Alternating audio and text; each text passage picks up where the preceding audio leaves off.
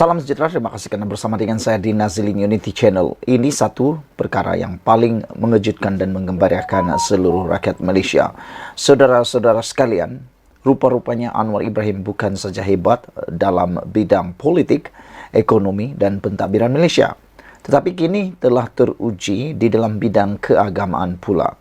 Kalau sebelum ini ramai yang menggelar Anwar Ibrahim seakan-akan tidak memiliki kredibiliti dalam pimpinan agama, nampaknya semua itu hanyalah satu perbuatan yang salah, hanya satu telahan yang salah dan mungkin boleh dikatakan sebagai palsu.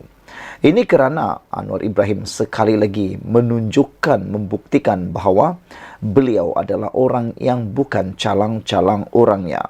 Ini apabila Anwar bakal menyampaikan khutbah Jumaat di New York.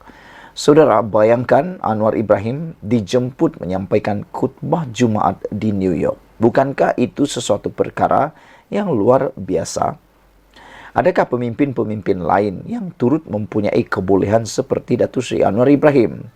Sejak saya menjadi penganalisis politik dan pemerhati politik, belum pernah saya dengar seorang Perdana Menteri selain Anwar Ibrahim berjaya dipanggil menyampaikan khutbah Jumaat di Amerika Syarikat ataupun di New York khususnya.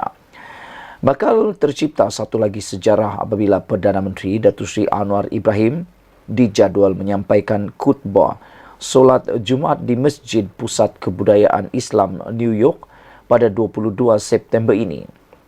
Jemputan menyampaikan khutbah itu bakal mencatatkan rekod sebagai pemimpin negara luar pertama yang diberi penghormatan menyampaikan khutbah di Masjid ICCN.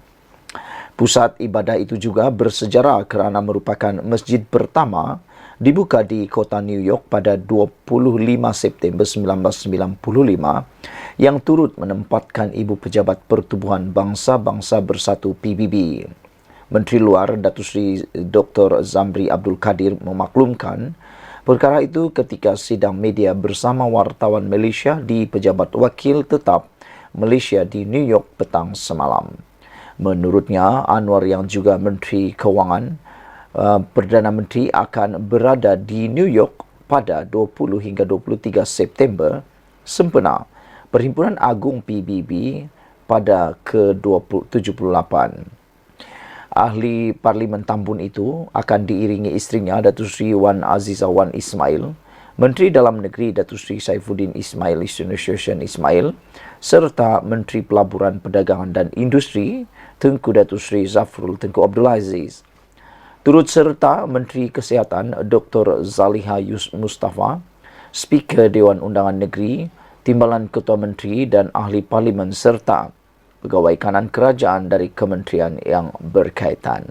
Saudara-saudara sekalian, apabila membacakan tentang pencapaian luar biasa, mencatat rekod luar biasa Malaysia ini membanggakan kita semua.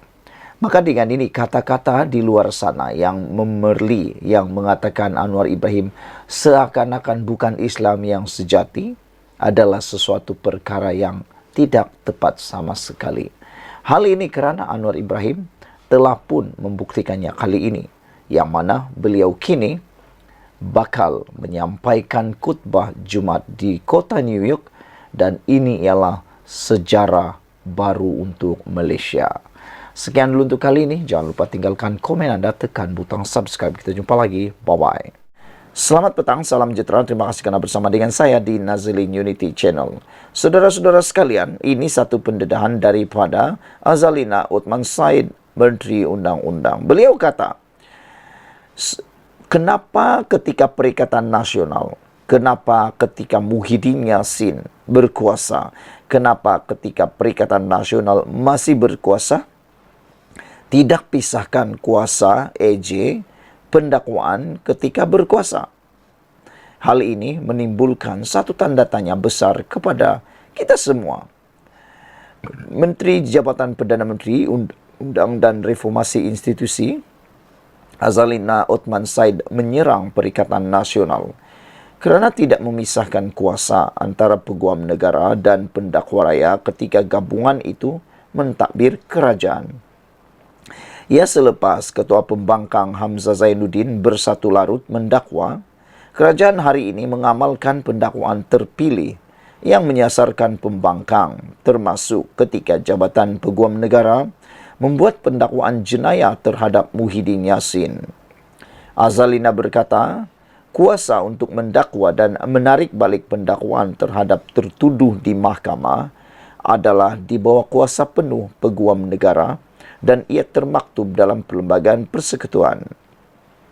Justru Azalina berkata, tidak adil untuk membangkitkan isu pendakwaan terpilih apabila pimpinan PN diheret ke mahkamah, tapi pada masa sama bersorak apabila seteru politik mereka yang didakwa. Ini sebabnya kerajaan Madani hari ini komited untuk pisahkan kuasa Peguam Negara dengan pendakwaan. Seiring dengan itu, menjadi pertanyaan netizen juga ialah, tidak adil apabila isu pembebasan juga dipersoalkan. Ketika Muhyiddin Yassin dilepaskan daripada tuduhan jenayah, mereka bersorak. Perikatan Nasional bersorak gembira. Tetapi ketika Zahid Hamidi dilepaskan daripada pendakwaan, mereka pula tak puas hati. Bukankah itu sesuatu yang tidak adil? Ini sebabnya kerajaan Madani hari ini komited untuk pisahkan kuasa Peguam Negara dengan pendakwaan. Saya nak tanya, kata Zalina, kenapa masa anda berkuasa tak nak pisahkan kuasa Peguam Negara dengan pendakwa raya? Bila pihak YB kena, kata pendakwaan terpilih. Tetapi bila sebelah sini kerajaan kena, kata padan muka. Apa hal? Kata Azalina Othman Said. Sekurang-kurangnya kami cakap akan buat pemisahan kuasa. Sebelah sana pembangkang bukan saja tak buat, bincang pun tidak, katanya lagi. Ini menjadi kejutan besar kepada kita semua. Rupa-rupanya Azalina mendedahkan rahsia Perikatan Nasional ketika menjadi kerajaan, yang mana mereka di bahagian pada waktu itu bukan saja tidak buat pemisahan AJ dan pendakwa raya, mereka juga langsung tak bincang. Tak bincang pun tak, kata Azalina Othman Said. Azalina berkata demikian ketika sesi perbahasan selepas Hamzah dan Ronald Kiandi membangkitkan apa yang didakwa sebagai pendakwaan terpilih oleh kerajaan ketika sesi perbahasan kajian separuh penggal rancangan Malaysia ke-12.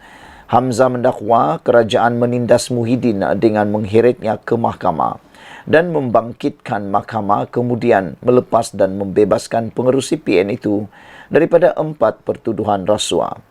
Bagaimanapun Muhyiddin masih berdepan 3 pertuduhan di bawah Akta Pencegahan Pengubahan Wang Haram, Pencegahan Pembiayaan Keganasan dan Hasil daripada Aktiviti Haram 2001 AMLA TFPUAA. Sekian dulu untuk kali ini. Jangan lupa tinggalkan komen anda. Sila tekan butang subscribe. Kita jumpa lagi. Bye-bye.